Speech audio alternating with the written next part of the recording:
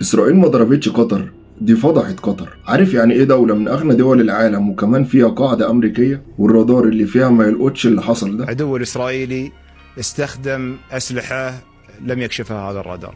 طب عارف يعني إيه دولة ما تكونش عارفة إنها هتتضرب ومستنية التعليمات من أمريكا؟ الجانب الأمريكي بل أبلغنا برسالة بعد وقوع الهجوم ب10 دقائق. كل ده بيوضح إن قطر بتعتمد اعتماد كلي بنسبة 100% على أمريكا. إيه موقف قطر؟ هتقف ساكتة؟ دولة اعتدى عليها هتعمل إيه؟ هتسكت؟ هتاخد قرشين وتسكت زي مصر كده؟ هو أنت فاكر قطر زي مصر؟ سوري، النظام القطري زي النظام المصري؟ هياخد يتأبج قرشين ويخلص؟ لا يا حبيبي، لا، دي ناس عندها كرامة مش السيسي. اسمع بقى بعد ضرب قطر من إسرائيل إيه اللي قاله الإعلام الإخواني. الدرس اللي بعد كده للشعوب العربية. الشعوب العربية احنا كلنا في خطر، كلنا مستهدفين، بلداننا في خطر، عواصمنا في خطر. إسرائيل لن تتوقف حتى تحتل العواصم العربية وحتى تقيم إسرائيل الكبرى. على الشعوب العربية دلوقتي إنها تفوق.